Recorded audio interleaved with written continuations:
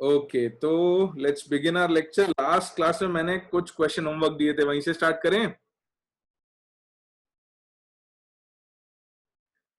चलो, तो हम लोग चीजें पढ़ रहे थे और मैंने आपको ये क्वेश्चन एक होमवर्क दिया था, और जो मैंने कहा था थोड़ा अच्छा क्वेश्चन है कि in hydrogen atom if an electron is present in third excited state then calculate the minimum required number of hydrogen atoms in the sample to obtain all possible transition up to ground state। क्या answer आएगा बच्चों इसका? कम से कम कितने atom चाहिए?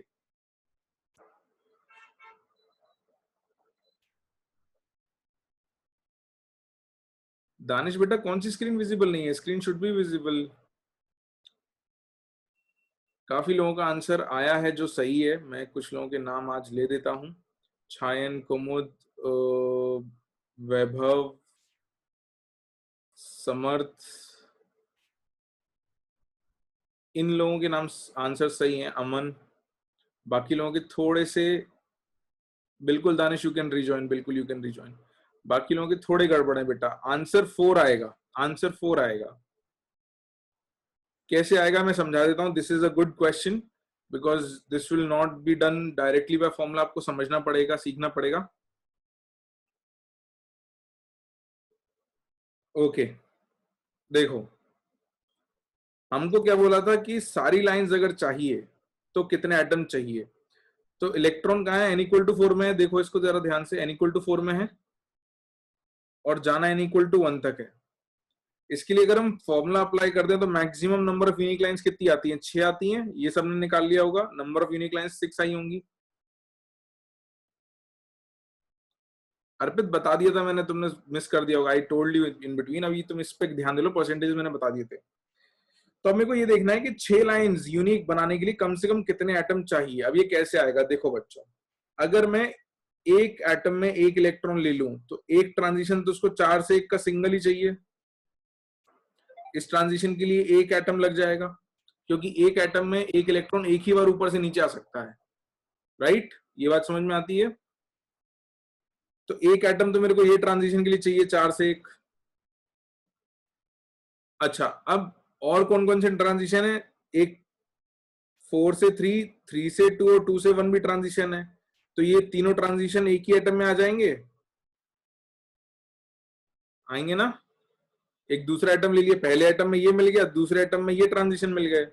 तो 6 में से 4 ट्रांजिशन तो यहां हो गए, 1, 2, 3 और 4। अब मैं अगर तीसरा एटम ले लूं तो उसमें 3 से 2, सॉरी 4 से 2 और 2 से 1, लेकिन 2 से 1 तो रिपीट हो गया ये वाला। तो 3 एटम में कितनी लाइन मिली मेरे को? 1, 2, 3, 4 और 5 ही मिली। ये 6 लाइन तो रिपीट है। अब एक लाइन और बच रही है। उस लाइन के लिए मेरे को एक और एटम लेना पड़ेगा, चौथा। तो उसमें 4 से 3 की एक लाइन आ गई, बट ये तो रिपीट लाइन है। इसके साथ एक एक्स्ट्रा लाइन जो बची थी 3 से 1, वो यहां मिल गई। तो कम से कम कितने एटम लेने पड़ रहे हैं मेरे को? 1, 2, 3, 4, 4 एटम कम से कम लेने पड़ रहे हैं, जिनसे मेरे को सारी जो पॉसिबल लाइंस है वो मिल जाए। जिसमें 2 कॉमन लाइंस आएंगी, एक 4 से 3 वाली कॉमन आएगी, एक 2 से 1 वाली कॉमन आएगी। ये बात समझ में आती है? तो इसीलिए अपने को कम से कम 4 एटम चाहिए जिसमें सारी लाइंस अपन बना सकें। तो इसलिए अपन इसका आंसर लिख देंगे, we to obtain all the possible lines we have to take at least 4 atoms. कम से कम 4 एटम चाहिए। जिन लोगों का आंसर नहीं आता बच्चों, जल्दी से इसको लिख लो, बना लो। फिर मैं इसी से रिलेटेड कुछ और बातें छोटी मोटी पूछ लेता हूं, जिसके आंसर तुम मुझे दोगे। बना लो जल्दी से। सैमसंग गैलेक्सी M20 एक बार और समझा दें। आज थोड़ा सा टाइम की कमी है, क्योंकि अपन ने कुछ टाइम इन्वेस्ट कर दिया था बातों में। करो करो, अभी और बातें कर, अभी और सवाल पूछूंगा इसी से रिलेटेड, तो और समझ में आ जाएगा, चिंता मत करो। अभी मैं खत्म नहीं किया, तुम इसको इतना तो लिखो। I'll ask and discuss.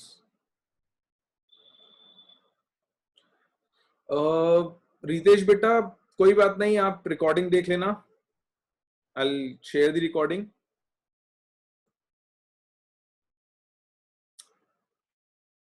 ध्यान लगाना, ध्यान लगाना, इधर इधर ध्यान दो, है ना? सब लोग इधर ध्यान दो। बिना डायग्राम के बेटा नहीं कर पाओगे, इसको तो डायग्राम से करना ही पड़ेगा आपको, इसलिए सवाल करवाया मैंने, क्योंकि बिना डायग्राम के नहीं हो पाएगा ये question. You will have to do this using diagram. Alright, I mean इसका मैथमेटिकल फॉर्मूला डिराइव कर सकते हैं, बना सकते हैं, बट उसका फायदा नहीं है, इसमें बहुत ज्यादा कुछ आएगा नहीं। लिख लिया सबने? नहीं बेटा गीत, इट्स ऑन, बंद नहीं है, वो चालू रहेगा।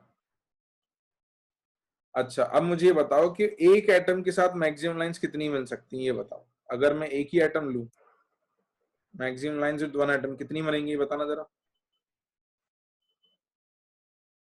3 बनेंगी। कौन सा वाला एटम ले लें? सेकंड वाला ले लेना।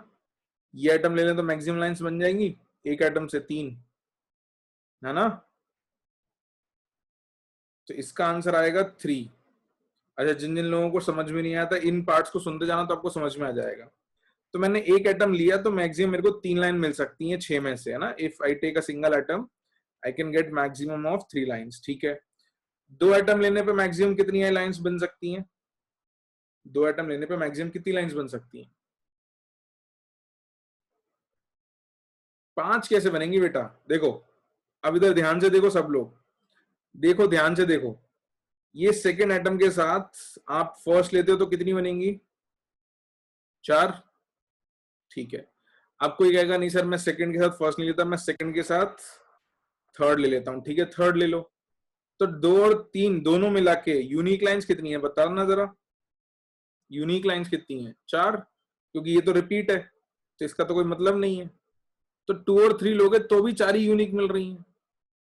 अच्छा, तुम्हें 2 और 3 नहीं लेना, तुम्हें 2 और 4 लेना है। मान लो तुम्हें 2 और 4 लेना है, तो 2 और 4 में भी ये तो रिपीट है, तो ये हटा दो, अभी भी यूनिक कितनी है? अभी भी यूनिक कितनी है? 4। तो तुम कोई भी दो एटम ले लो, मैक्सिमम लाइंस उसमें पॉसिबल कितनी है? 4। 3 एटम पे मैक्सिमम कितनी है बताओ जरा? 5, है ना? और अब 4 एटम पे कितनी हो जाएंगी? 6। और 5 एटम पे? अरे 7 कैसे आएंगी? 6 से ज्यादा तो आ ही नहीं सकती ना। अरे कैसी बातें कर रहे हो यार। अब तुम इसके बाद कोई भी एटम ले लो, वो तो रिपीट ही आएगा ना। मैक्सिमम लाइंस ही 6 पॉसिबल है यूनिक। भाई यूनिक लाइंस 6 4 एटम पे आ रही हैं, तो उससे ज्यादा एटम बढ़ाने से कोई फर्क नहीं पड़ रहा, फिर तो रिपीट ही होगी।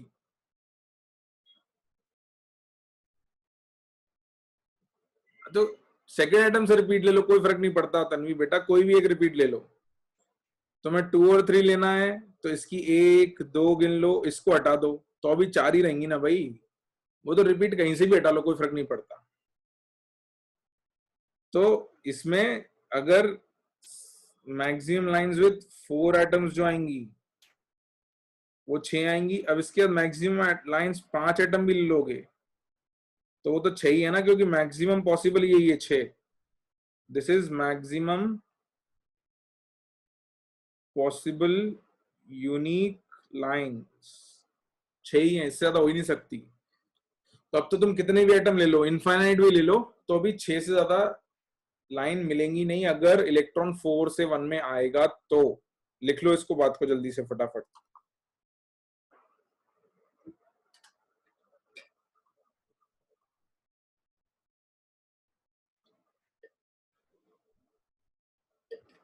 आदित्य 5 पे 5 नहीं है, 5 पे 6 है। कैसी बातें कर रहे हो यार।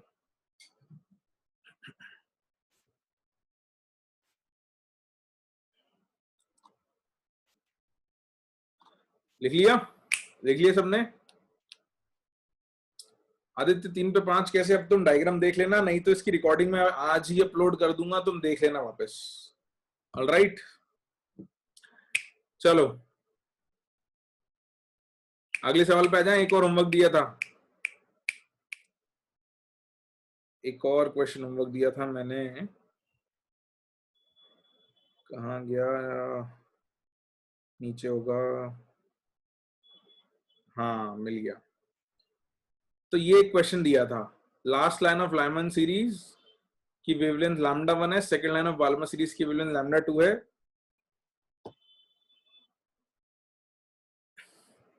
इसका आंसर क्या आएगा? बी। क्या बात है, बहुत सारे लोगों ने जवाब दे दिया और बेटा आंसर बिल्कुल सही है, आंसर विल बी बी। कैसे होगा मैं बता देता हूँ। और एक बात सुनो बच्चों, जैसे कभी कभी बहुत अच्छे क्वेश्चंस मैं आपको क्लास में करवाता हूँ, वो अगर आपको पहली बार में नहीं समझ में आते या दूसरी बार में नहीं समझ में आते या क्लास में नहीं समझ में आते, तो वो क्वेश्चंस को एक बार घर पे जाके फिर से देखा करो, आएंगे समझ में। कोई चीज को सिर्फ थोड़ा टाइम चाहिए होता है, अगर वो टाइम दे दोगे तो आ जाएगा समझ में, है ना।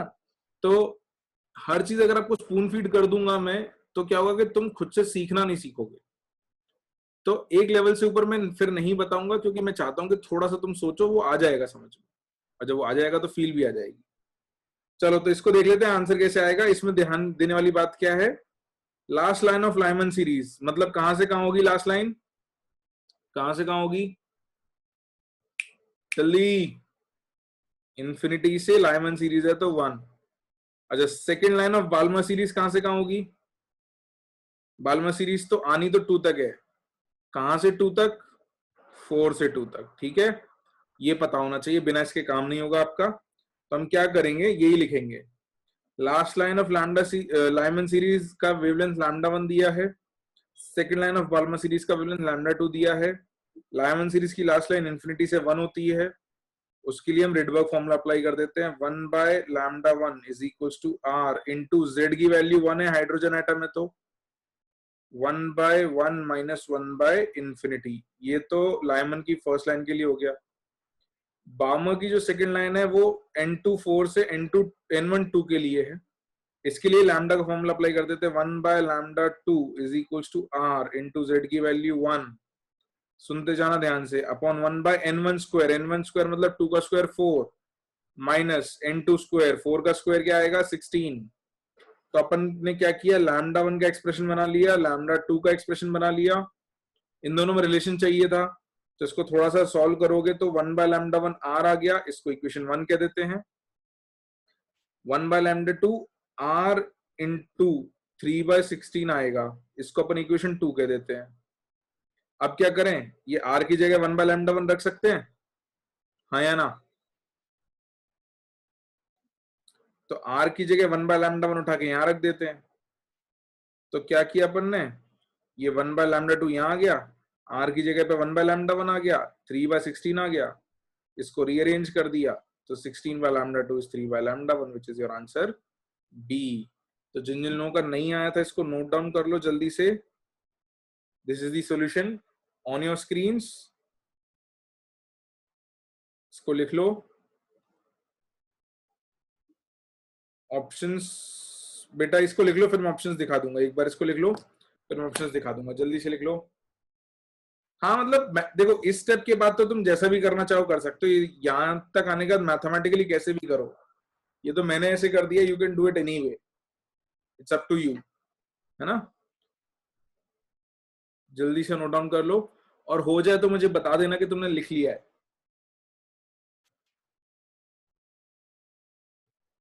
बिल्कुल, बहुत सारे तरीके हैं, आर इक्वल टू आर कर लो, डिवाइड कर दो, मतलब वो तो फिर तुम्हारे ऊपर डिपेंडेंट है ना कि how do you want to solve this. I did it this way, you can do it in any other way, but relation हमेशा यही आएगा, मैथमेटिकली आप उसको कैसे भी अप्रोच करो, सही होना चाहिए बस।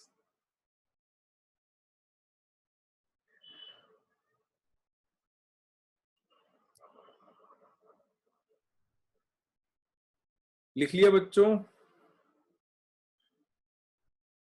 लिख लो जल्दी लिख लो, कितना टाइम दे दूं।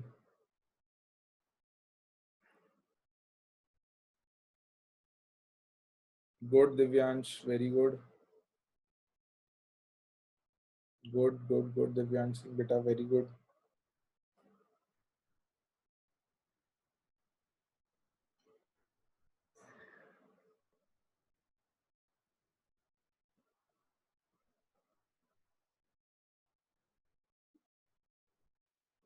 अच्छी बात है पारुव, पारुव बेटा, that's nice to know. Maximum percentage of batch class के एंड पे डिस्कस कर लेंगे अपन, ठीक है। लिख लिया सबने, लिख लिया। चलो तो मैं ऑप्शंस दिखा देता हूँ, दीज वर दी ऑप्शंस। और मैंने आप लोगों को कुछ पीडीएफ भेजी थी नोट करने के लिए क्लास के पहले, लायमन सीरीज के बाद Balmer, Paschen, Brackett, P fund, Humphreys के बारे में लिख ली सबने, क्योंकि वो आपको खुद ही लिखनी है। Good, very good. चलो तो अब उन पर बेस्ड कुछ क्वेश्चन कर लेते हैं ना। Let's solve a few questions based on that. पहला सवाल ये है बच्चों, जो कुछ तुमने पढ़ा है उसके बेसिस पे ये अगला सवाल है। फटाफट इस क्वेश्चन को लिखो, इसको सॉल्व करते हैं। ये कुछ क्वेश्चंस करके अपन लोग आज डी ब्रॉगली हाइपोथेसिस पे आगे बढ़ेंगे। लिखो सवाल, फिर आंसर बताना मेरे को क्या आता है।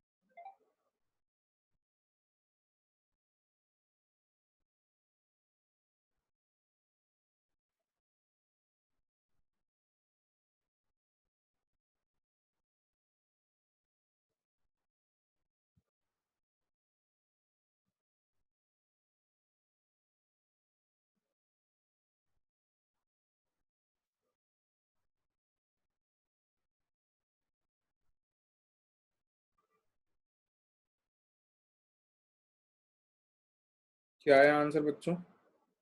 What is the answer?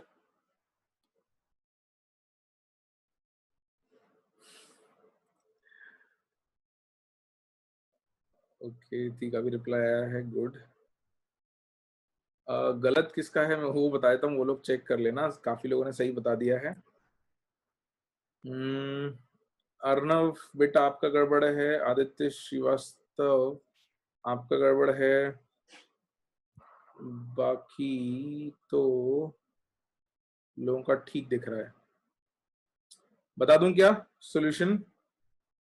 Should I tell the solution? आ जाओ, लेट्स सी। अच्छा 1 मिनट चाहिए, 30 सेकेंड्स और वेट कर रहा हूँ, जो लोग सॉल्व कर रहे हैं कर लो। I am waiting for 30 seconds more and then I will tell. It's easy, fairly easy, आसान सवाल है। हाँ विजिक्षु, बिल्कुल पार्थ, हाँ मुझे याद है, मतलब याद नहीं है मगर ठीक है, इट्स ओके। रूपांशु गड़बड़ है बेटा, आंसर चेक करो। ईशान बेटा तुम्हारा भी थोड़ा गड़बड़ है। सौरभ बेटा सही है, Arnav is correct, Kumud correct, Ishan गलत है। चलो आई गेस तुम्हारे 30 सेकेंड्स हो गए हैं, लेट्स डिस्कस दी सॉल्यूशन। करना क्या है बच्चों, सबसे पहले तो आइडेंटिफाई करना है कि ट्रांजिशन क्या है। पास्टन सीरीज कौन से लेवल के लिए होती है? कौन से लेवल के लिए होती है? थर्ड लेवल के लिए, है ना। तो पैशन सीरीज के लिए n इक्वल टू 3 रहेगा। इसकी पहली लाइन आएगी 4 से 3 और दूसरी लाइन आएगी 5 से 3। तो first line and second line, this is your second line. तो हमको बोला था पैशन सीरीज का सेकेंड लाइन लेना है, यानी ये लाइन लेनी है। तो इस लाइन के लिए ट्रांजिशन क्या आ जाएगा, इसीलिए हम क्या लिख सकते हैं, n2 की वैल्यू लिखेंगे 5 और n1 की वैल्यू लिखेंगे 3। n2 5 and n1 3। इतना लिखने के बाद हम लैम्डा निकाल सकते हैं। तो लैम्डा तो निकल जाए, लेकिन पूछा क्या है अपने से? पूछा क्या है अपने से? What are we asked? Frequency. तो अपने को दो फॉर्मूले यूज करने पड़ेंगे। अब कौन से? एक तो ये होगा कि 1/λ is r into Z square 1/n1 square minus 1/n2 square. और दूसरा फॉर्मूला होगा c is equals to frequency into wavelength, या जिसको हम रीअरेंज करके लिख देंगे 1/λ इज फ्रीक्वेंसी बाय c। ठीक है, ये तो फॉर्मूले पढ़े हुए अपन ने ऑलरेडी, याद है ना सबको। बस अब वैल्यू सब्स्टिट्यूट कर देते हैं। तो इसको कह देते हैं इक्वेशन 2 और इसको कह देते हैं इक्वेशन 1। इसको कह देते हैं इक्वेशन 1।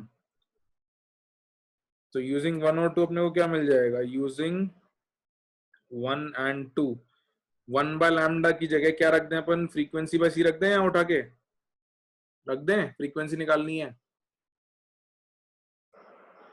तो रख देते हैं। तो हमको मिल गया frequency by C is equals to R into Z की वैल्यू क्या रखनी है जल्दी बताओ, 2, तो 2 का स्क्वायर क्या हो जाएगा 4, तो यहाँ 4 लिख दिया। 1 बाय एन वन स्क्वायर कितना आएगा 9, minus 1 by N two square कितना आएगा 25, वैल्यू रख दी।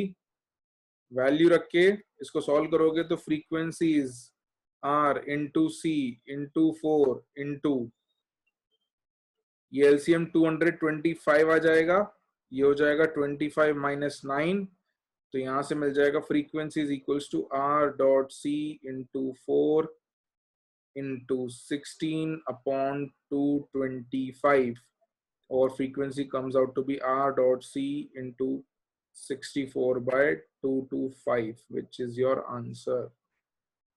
आया समझ में? Answer is A, option A is your answer. इसको नोट कर लो, जिसका भी नहीं आया था, वैसे तो आ जाना चाहिए, ज्यादा मुश्किल नहीं है, but note it down. Piyush, किस टाइप की प्रॉब्लम आ रही है वीडियो में, आना तो नहीं चाहिए, पर पूछ रहा है why Z is equal to 2, पर बेटा सवाल में कौन सा एलिमेंट दिया हुआ था, देखो जरा बताओ मुझको।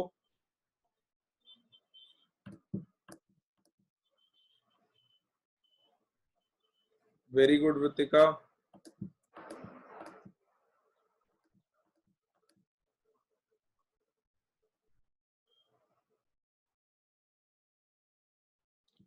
लिख लिया सब लोगों ने, सॉल्यूशन लिख लिया? बचा है किस किस का बचा, जल्दी लिखो, जल्दी लिखो, आई am waiting 30 seconds more.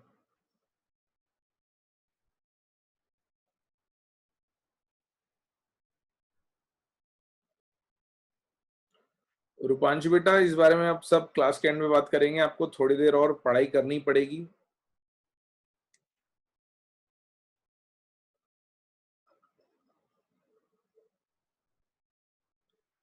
Akshat, it's good, it's good, it's really good.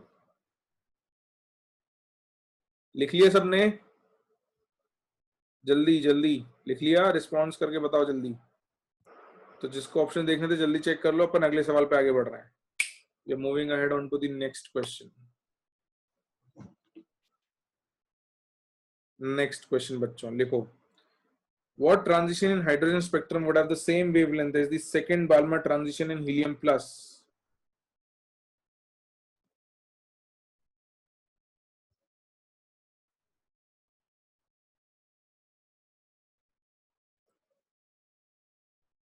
ये तो बहुत ही सिंपल सवाल है, कल इस पे बहुत समझाया था तुम लोगों को, बात करेंगे इस पे, अक्षत क्लास के एंड पे बात करेंगे। क्या आएगा आंसर, इसमें तो ज्यादा सॉल्व करने की भी जरूरत नहीं है। क्या आएगा? गुड गुड, काफी लोगों का आंसर आ गया है, कुछ लोगों ने लेकिन गलती करी है।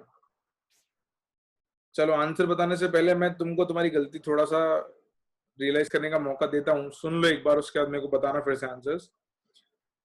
तुमको बोला है कि हीलियम प्लस में सेकंड लाइन बोली है किसकी, बाल्मर की, सेकंड लाइन बाल्मर सीरीज की। तो बाल्मर सीरीज कहां से कहां तक मतलब बाल्मर सीरीज के लिए एन कहां तक आता है, लेवल क्या होता है 2। तो बाल्मर सीरीज की पहली लाइन कहां से कहां होगी 3 से 2, तो दूसरी लाइन कहां से कहां होगी 4 से 2, यही होगी ना। तो 4 से 2 इन हीलियम प्लस। और तुमसे पूछा क्या है कि हाइड्रोजन में इसके लिए कौन सा ट्रांजिशन होगा, तो हीलियम में अगर 4 से 2 है तो इसके लिए हाइड्रोजन में कहां से कहां होगा, कहां से कहां होगा, कल सिखाया था कॉमन 2 से 1, हाइड्रोजन में जो 2 से 1 होता है उसके लिए हीलियम में 4 से 2 होता है, तो 2 से 1 मतलब आंसर मतलब क्या है गया, कौन सा ऑप्शन हो गया, सी हो गया।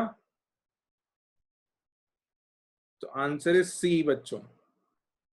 तो ट्रांजिशंस इसलिए तुम लोगों को लिखवाए थे, जैसे कल कुछ लोग पूछ रहे थे ना कि सर ये बाल्मर लाइमन क्यों पढ़ रहे हैं, क्या कर रहे हैं, इस वजह से कि जब तक तुम्हें पता नहीं होगा कि सीरीज कौन सी है, उसकी पहली लाइन कौन सी है, दूसरी लाइन कौन सी है, आखिरी लाइन कौन सी है, इस टाइप के सवाल नहीं होंगे, है ना।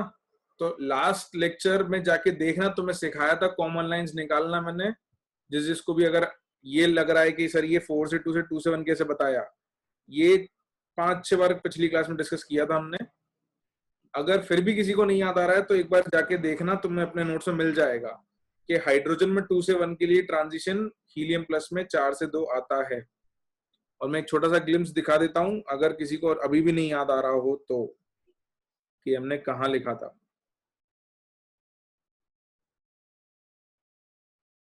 ये पढ़ाया था तुम लोगों को कल, जिसमें लिखवाया था कि हाइड्रोजन में 2 से 1 के लिए हीलियम में 4 से 2 का ट्रांजिशन आएगा, ये कॉमन कैसे निकालते हैं सब समझाया था। ओके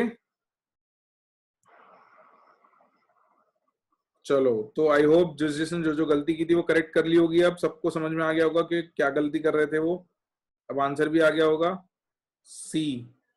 ठीक है, पढ़ें आगे, अगला सवाल।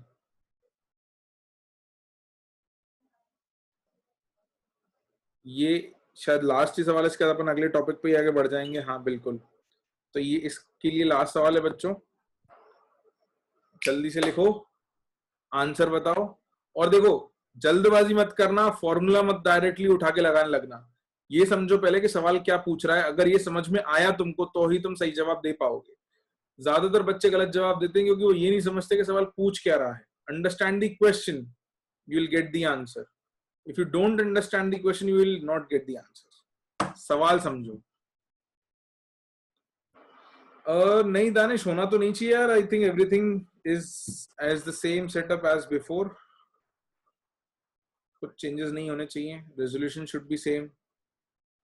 आई think probably your net connection might have some changes. हाँ भाई बच्चों, क्या आएगा आंसर?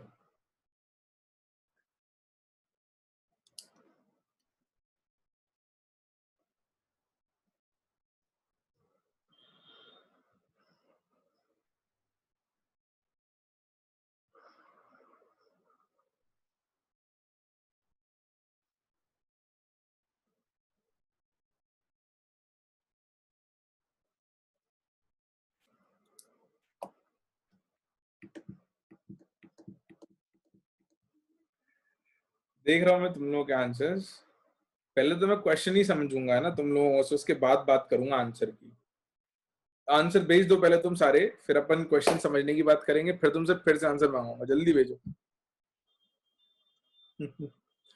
भेजो भेजो, मैं देख रहा हूँ सबके आंसर देख रहा हूँ, मल्टीपल टाइम्स भेजने की जरूरत नहीं है। I am looking at your answers and I am also understanding what mistakes you are doing, क्या क्या गलतियां कर रहे हो तुम।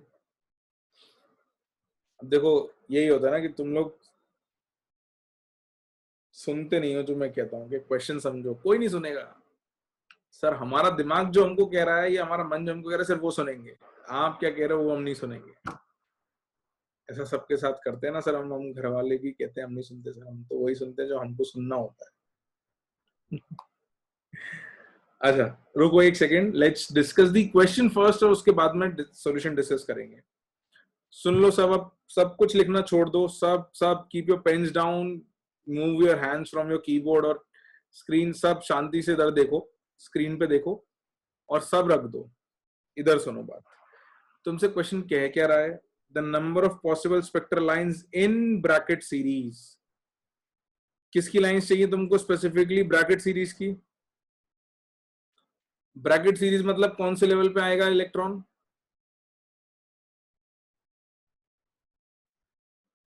लाइमन, बाल्मर, पैशन, ब्रैकेट, चौथी सीरीज है ब्रैकेट, यानी फोर्थ पे आएगा। तो n इक्वल टू 4 पर आने वाली कितनी लाइनें तुम्हें मिलेंगी? किस केस में? 5, 6, 7, 8, 9। इलेक्ट्रॉन है कहा? 9th पे है कि 10th पे है? 9th पे है या 10th पे है? 10th पे है बेटा। देखो ये देखो, 9th एक्साइटेड स्टेट बोला हुआ है, 9th एक्साइटेड स्टेट मतलब 10th लेवल, और ये 10, n इक्वल टू 10 पर है। 10, 9, 8, 7, 6, 5 और 4।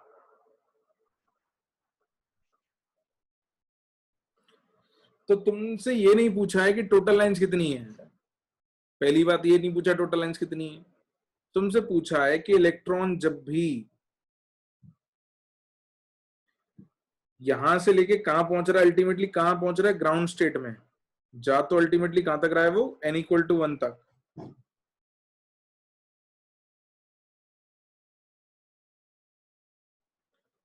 तो 10 से 1 में जाने में कितनी लाइंस बनती हैं वो तो फॉर्मूले से निकाल सकते हैं अपन टोटल, है ना। 10 × 9/2 से निकल जाएगा वो तो 45 लाइंस आएंगी। लेकिन ये पूछा ही नहीं है अपने से। अपने से बोला है कि ये जो 45 लाइंस आ रही हैं इनमें से कितनी लाइनें हैं जो किस में लाई करती हैं, ब्रैकेट सीरीज में।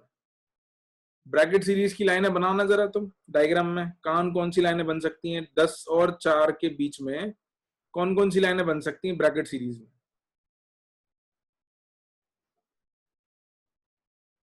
अच्छा एक काम करो, रुको रुको रुको, तुम अब मुझे एक एक करके बताओ, एक एक करके बताओ। इलेक्ट्रॉन 10 से 1 तक जा रहा है, उसमें ब्रैकेट सीरीज की कौन कौन सी लाइन आ सकती है। 10 से 4 आ सकती है। जो भी लाइन 10 से 4 में आएगी वो ब्रैकेट सीरीज की होगी या नहीं। ठीक है। अच्छा 9 से 4 वाला जंप पॉसिबल है, और 9 से 4 भी ब्रैकेट सीरीज का ही आएगा। उन 45 में से 9 से 4 भी कोई ना कोई इलेक्ट्रॉन जा रहा होगा बीच में। ठीक है 8 से 4 आएगा कोई इलेक्ट्रॉन, 7 से 4, 6 से 4, 5 से 4। अब इसके सिवा अब सुनो, किसी किसी को डाउट भी आ रहा होगा सर ये बाकी, तो जब तुम वो 45 लाइनें बनाओगे डायग्राम के हिसाब से तो उसमें क्या होगा कि इलेक्ट्रॉन किसी ने 10 से 9 जंप किया, फिर 9 से 4 किया, 4 से 1 कर लिया, है ना। या इलेक्ट्रॉन ने 10 से 9 किया, 9 से 8 कर लिया, फिर यहां भी ऐसे ऐसे कैसे भी चलता जाए उससे कोई मतलब नहीं। वो यहाँ डायरेक्ट आए, यहाँ रुक रुक के आए, या दो जब में कैसे भी आए, बट ये लाइनें मिल रही होंगी कि नहीं अपने को। अपने को तो किन लाइनों से मतलब है, सिर्फ इन लाइनों से कि ये लाइन तो कहीं ना कहीं आ ही रही होंगी। बाकी वो कैसे जा रहा है उससे अपने को मतलब नहीं है, 45 लाइनें बननी है वो बनानी नहीं है।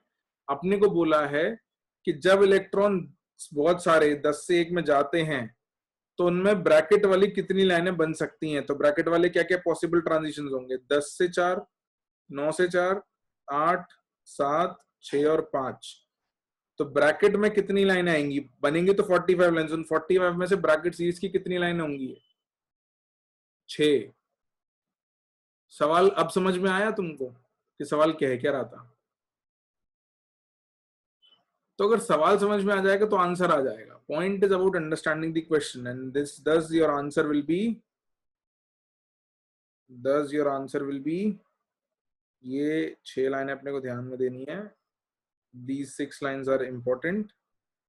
ये सब ब्रैकेट सीरीज की लाइन है और answer is 6 for Brackett series. आया समझ।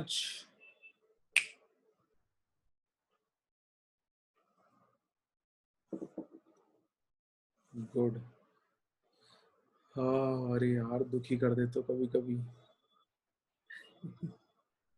ब्लैक वाइलेन ब्रैकेट सीरीज की है, कैसे बेटा ब्रैकेट सीरीज क्या बताई थी सर ने, क्या बताई थी ब्रैकेट सीरीज की, कहीं से भी इलेक्ट्रॉन कहाँ आना चाहिए 4 पे। ये जो ब्लैक लाइंस बनाई इनमें से कोई भी लाइन 4 पे आ रही है क्या, इनमें से कोई भी लाइन 4 पे आ रही है क्या, इनमें से कोई भी लाइन 4 पे आ रही है क्या। ये लाइन कौन से सीरीज की है कोई बता सकता है मेरे को, ये लाइन कौन से सीरीज की है।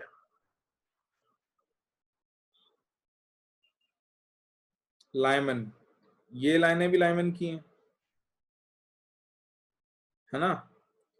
ये लाइन किस सीरीज की है, ये दो लाइनें किस सीरीज की हैं, बाल्मर।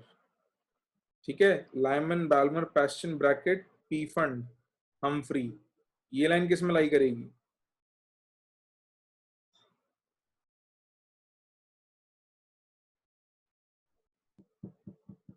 हम फ्री में, है ना, हम फ्री में लाई करेगी। तो इस तरीके से देखना है। और वो जो मैं थोड़ी देर पहले एक्सक्लेमेट कर रहा था कि अरे यार वो इसलिए क्योंकि किसी ने सर मैसेज किया कि सर नहीं समझ आया, तो वो क्या होता है कि कभी कभी थोड़ा दुख हो जाता है मेरे को कि इतनी मेहनत करके मैं डायग्राम बना के सब समझाता हूँ और फिर ऐसे कह देता है सर नहीं समझ में आया। तो मुझे लगता है कि यार अब अगर ऐसे भी नहीं समझ में आया तो कैसे आएगा समझ। कोई बात नहीं, अगर इसके बावजूद किसी को नहीं समझ में आया है तो प्लीज इतने पार्ट ऑफ रिकॉर्डिंग को फिर देख लेना, तुम्हें समझ में आ जाएगा, उसमें कुछ भी नहीं।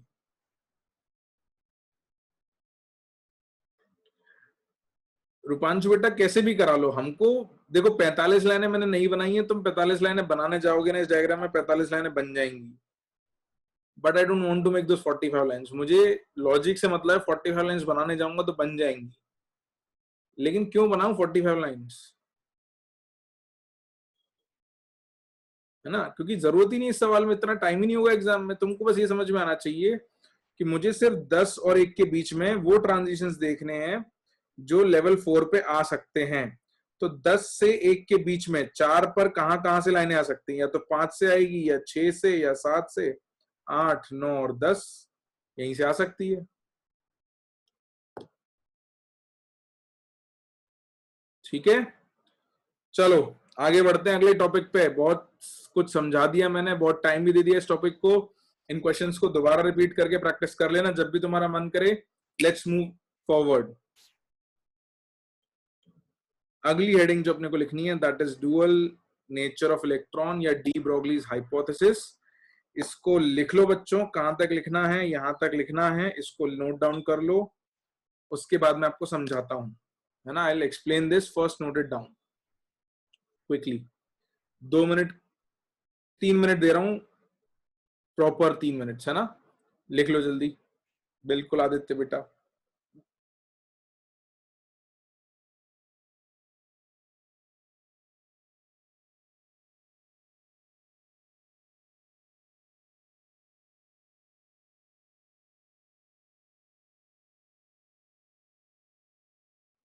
वैभव बेटा फ्रेंच नेम है तो प्रोनाउंसिएशन थोड़े अलग होते हैं, लेकिन हम इसको अपने हिसाब से प्रोनाउंस कर देंगे।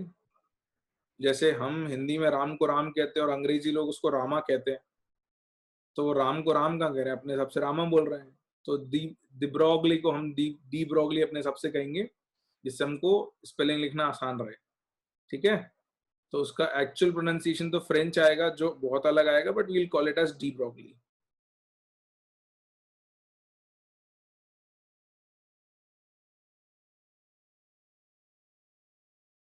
बेटा एटॉमिक स्ट्रक्चर का ही टॉपिक है, बट स्पेक्ट्रम से आगे आ गए, स्पेक्ट्रम खत्म कर लिया हमने।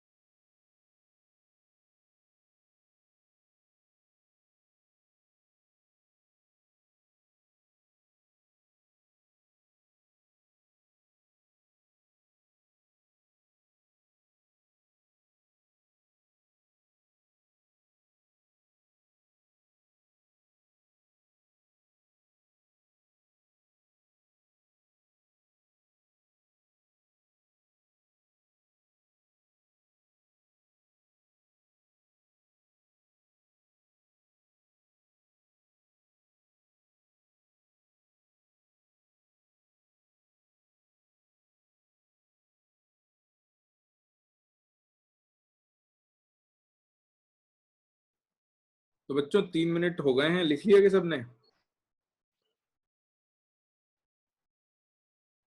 कुछ ने लिख लिया है, कुछ ने नहीं लिखा है। चलो मैं 30 सेकेंड्स और एक्सटेंड कर रहा हूँ। आई am waiting for 30 more seconds. लिखो।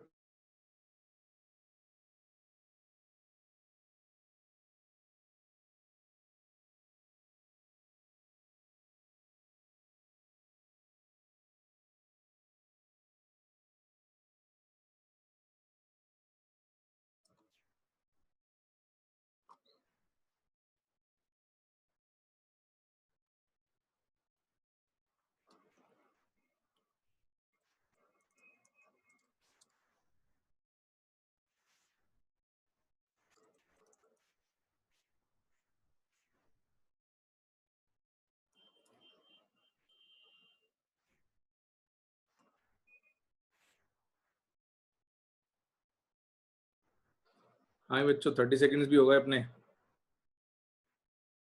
लिख लिया? तो मैं अब समझा देता हूँ तुमको। देखो अब इसका मतलब क्या और क्या कहानी है यहाँ पे। इस पे कभी कभी क्वेश्चन आएंगे, बहुत सिंपल क्वेश्चन होते हैं, डायरेक्ट फॉर्मूला है। तो हुआ क्या था कि तुमको प्लैंक्स क्वांटम थ्योरी याद है, जहां प्लैंक ने कहा था कि लाइट का जो है डुअल नेचर होता है। लाइट नॉर्मली हम वेव मान के चलते थे, फिर उसने कहा था कि लाइट का पार्टिकल नेचर भी होगा। कहा था अपन ने डुअल नेचर, क्वांटम वर्ड वहां समझा था, सुना था। तो डी ब्रॉगली ने ये कहा, हाइपोथेसिस इसको इसलिए कह रहे हैं क्योंकि उसने प्रूव नहीं किया था इसको, बाद में प्रूव हो गई थी, this was proven later, but इसको हाइपोथेसिस कहते हैं क्योंकि उसने प्रूव नहीं किया था, उसने बस कहा था। तो उसने ये कहा कि अगर लाइट का डुअल नेचर है, यानी कि if wave is behaving like a particle, probably a particle will also behave like a wave. तो उसने क्या कहा कि वेव मैकेनिकल थ्योरी में कि इलेक्ट्रॉन्स जो हैं वो वेव प्रॉपर्टी शो करेंगे। इलेक्ट्रॉन को हम पार्टिकल लेके चलते थे, तो जब हमने लाइट को वेव से पार्टिकल जैसा बिहेव करता देखा, तो इसने कहा, डी ब्रॉगली ने कहा कि particles will also behave like wave. अब उसमें एक बात और आई कि अगर वेव है तो क्या उसकी वेवलेंथ है? तो डी ब्रॉगली ने अपनी हाइपोथेसिस में उसकी वेवलेंथ का फॉर्मूला भी दिया था। What de Broglie said was कि अगर कोई पार्टिकल और उसकी वेवलेंथ निकालनी है तो उसका मास m और वेलोसिटी v लो और उसको इस फॉर्मूले में फिट इन कर दो। h is Planck's constant divide by mv, इससे डिवाइड कर दोगे तो आपको उसकी वेवलेंथ मिल जाएगी, the wavelength associated with the particle. This is what de Broglie said. इसको हम डुअल नेचर ऑफ इलेक्ट्रॉन इसलिए कहते हैं, जैसे वहां डुअल नेचर ऑफ लाइट था कि wave behaving as a particle, यहां उल्टा है, particle behaving as a wave. तो हम ये नॉर्मली हम मान के चलते थे। डेरिवेशन कर सकते हो, बेसिकली आइंस्टीन की इक्वेशन यूज कर लो और प्लैंक्स क्वांटम थ्योरी यूज कर लो तो हो जाएगा, बट डेरिवेशन का कोई पॉइंट नहीं है। छोटा सा फॉर्मूला ये याद रखो, इसके वेरिएशन काम के हैं वो याद रखने। डेरिवेशन शायद आपको मॉड्यूल में भी मिल जाएगा, लिखा हुआ है। तो डेरिवेशन कर सकते हो मैथमेटिकली, इसको बाद में डेविसर और जर्मर ने अपने एक्सपेरिमेंट से प्रूव कर दिया था। वो सब बातें हैं वो कर दिया था बाद में लोगों ने, मैथमेटिकली तो इसने डिराइव कर दिया था, हाइपोथेसिस दे दी थी और प्रूव हो गया था। इंपॉर्टेंट पॉइंट क्या है इसका समझने वाली बात, कि हम क्या करते थे पहले, इलेक्ट्रॉन अगर पार्टिकल है तो उसको स्ट्रेट लाइन मोशन मानेंगे कि अगर ये चल रहा है तो स्ट्रेट लाइन चल रहा है। अब इसका वेव नेचर हो गया, तो अब ये स्ट्रेट लाइन ना चल के पार्टिकल कुछ वेवलेंथ के साथ ट्रेवल करेगा। The particle will travel with the wavelength, उसकी कुछ वेवलेंथ होगी, इसको हम कहेंगे लैम्डा। और ये जो वेवलेंथ है पार्टिकल की वो इस फॉर्मूले से आएगी। इसको हम इस फॉर्मूले पे बेस कुछ क्वेश्चन करते हैं और इसको फिर अब बोर के मॉडल पे अप्लाई करेंगे। ये इंपॉर्टेंट पार्ट आएगा कि बोर के मॉडल में क्या था, इस बात को सुन लो बच्चों ध्यान से, फिर उसके बाद क्वेश्चन भी करवा दूंगा। सुन लो, सुन लो। बोर के मॉडल में इलेक्ट्रॉन सर्कुलर ऑर्बिट्स में घूम रहा था। अब सर्कुलर ऑर्बिट में पार्टिकल पार्टिकल घूम रहा है तो सर्कल के ऊपर घूम सकता है ना? अभी थोड़ी देर में वेव घुमानी पड़ेगी सर्कल में, तो अपने को वेव घुमानी पड़ेगी सर्कल में, तो कुछ रिलेशन आएगी वेवलेंथ में और रेडियस में, वो करेंगे अपन। तो वो करेंगे अपन, वो काम की चीज है। अभी तो फॉर्मूले को यूज करते हैं, एक दो सवाल करते हैं और फिर अपन इसको बोर के मॉडल पे अप्लाई कर देंगे। और इस फॉर्मूले के जो वेरिएशंस हैं वो जरूर याद रखने पड़ेंगे, वो मैं लिख पाता हूँ। तो सबसे पहले ये सवाल ही करो बच्चों। What is the wavelength of a ball of mass 0.1 kg moving with a velocity of 10 meters per second? बहुत ही सिंपल सवाल है, बहुत ही सिंपल. यूनिट के साथ देना है but answer. Give me your answer in units. Value तो सिंपल है. हाँ हाँ मुझे पता है. यूनिट्स के साथ पूछ रहा हूँ इसलिए मैं.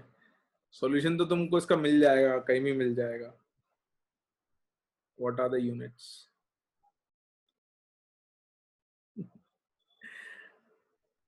मतलब प्रोबेबली हो सकता है तुमने सवाल देखा हो, इसका आंसर भी देखा हो, लेकिन फिर भी यूनिट्स नहीं बता रहे ना. कुछ लोग ही बता रहे हैं. एंगस्ट्रॉम नहीं आएगा.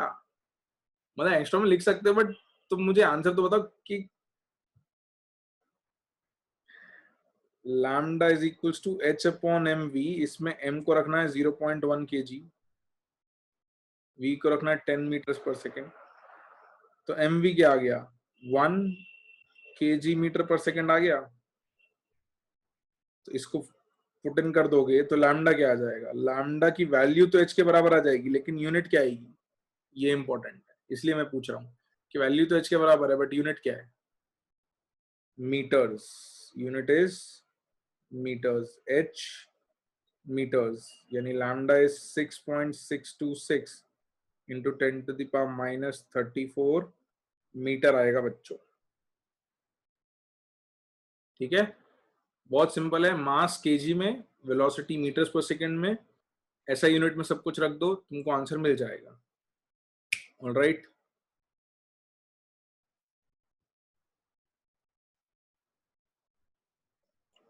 लिख लिया सबने? बहुत ही सिंपल था, डायरेक्ट फॉर्मूला बेस्ड. जूल और सेकंड कैसे कैंसिल हुए बेटा? जूल को लिखोगे, क्या लिखोगे? Joule is KG metre. रुको,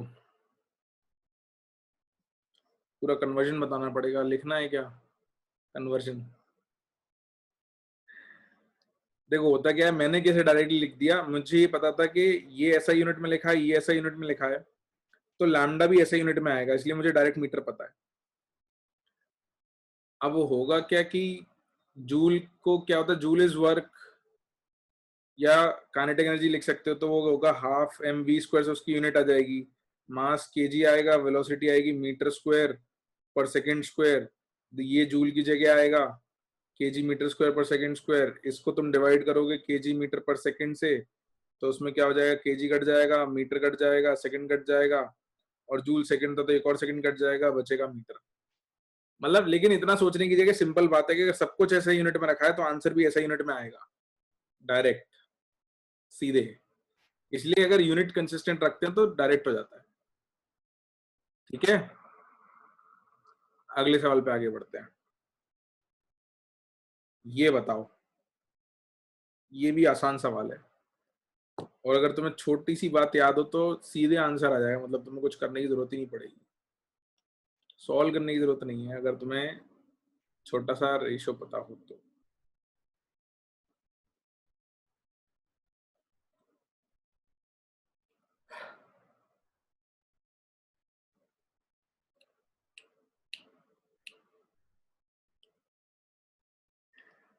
क्या आएगा आंसर?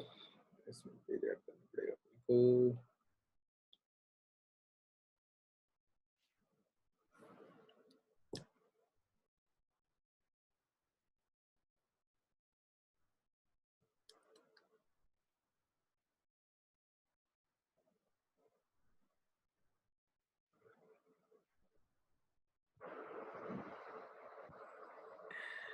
ए आएगा बच्चों आंसर, बिल्कुल बिल्कुल ए आएगा. काफी लोगों ने कुछ कुछ गड़बड़ें करी हैं, आंसर विल बी ए. कैसे आएगा सुन लो. अगर तुम्हें ये बात नहीं याद हो तो अब याद कर लेना, बता भी दूंगा, लिखवा भी दूंगा. करना क्या है, लैम्डा का रेशो चाहिए. किस किस के लैम्डा का रेशो चाहिए हमको? Lambda of electron is to lambda of proton with same speed, मतलब वी सेम है.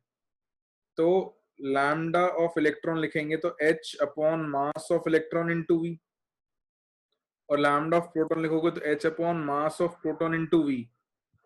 तो क्वेश्चन में दिया है V is same for both, दिया है, हाँ या ना? जल्दी जल्दी बताओ। हाँ, अब इसका रेशो चाहिए। इसको इक्वेशन 1 कह देते हैं, इसको इक्वेशन 2 कह देते हैं। इन दोनों का रेशो चाहिए था अपने को, तो रेशो निकाल लेते हैं। तो रेशो जो आएगा lambda E by lambda P, वो आ जाएगा mass of proton upon mass of electron. और mass of proton mass of electron से ज्यादा होता है। या तो वैल्यू रखो एग्जैक्टली या आपको ये पता हो कि इलेक्ट्रॉन या प्रोटॉन जो है वो इलेक्ट्रॉन से लगभग 1837 टाइम्स हैवी होता है। ये आपको याद होना चाहिए कि मास of electron into 1837 is approximately mass of proton. या आप ये याद रख सकते हो कि मास of proton upon mass of electron is approximately 1837। और थोड़ा और अप्रोक्सीमेट कर देते तो कुछ जगह 1840 भी लिख देते हैं, कुछ जगह उसको mass proton upon mass of electron और ज्यादा अप्रोक्सीमेट करके 1840 लिख देते हैं। तो या तो वैल्यू डाल के रखो या ये रेशियो याद हो तो आप डायरेक्टली आंसर कर सकते हो। Therefore, lambda E by lambda P is approximately 1837:1। तो अप्रोक्सीमेट है तो अपन आंसर क्या मार्क कर देंगे?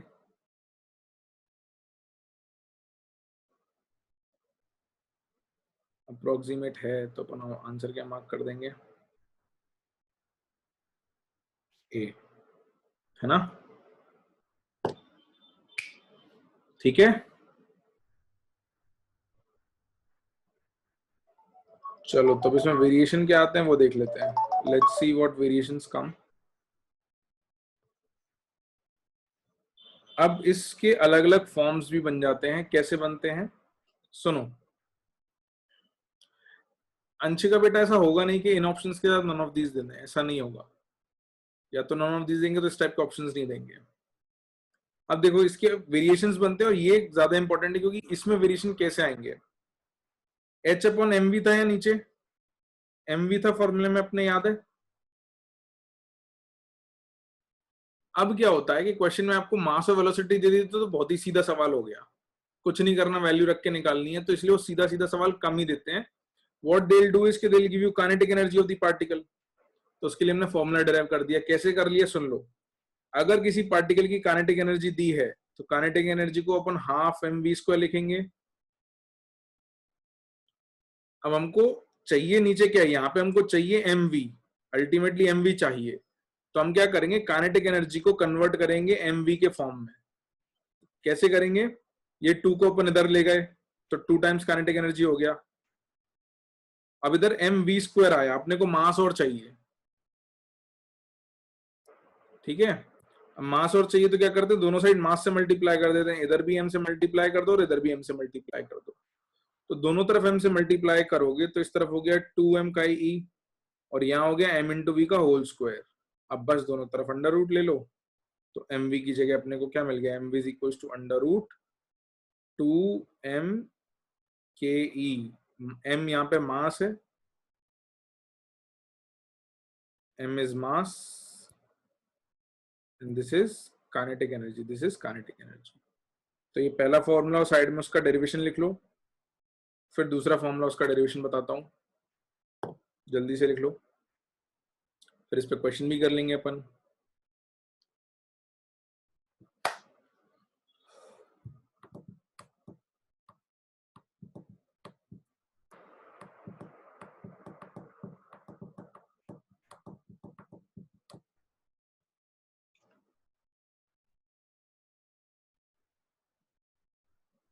अरे अपने पास 1-2 मिनट ही बच्चे हैं, क्या बात कर रहे हैं, पता ही नहीं चला आज तो टाइम का।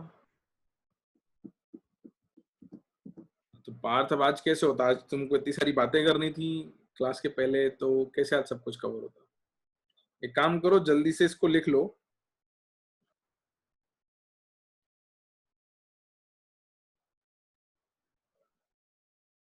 हाँ,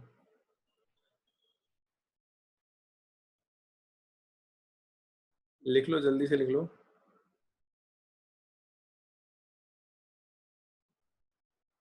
ये दूसरी इक्वेशन भी लिख लो, इसको मैं डिराइव करवा देता हूँ फिर आज, अपना टाइम खत्म हो रहा है। तो यहां तक लिख लो, फिर मैं आज की क्लास को यहाँ थोड़ा रोक देता हूँ और 2-4 बातें कर लेता हूँ फटाफट से खत्म होने से पहले। जल्दी से यहाँ तक लिख लिया क्या? यहाँ एंड कर लेंगे क्लास।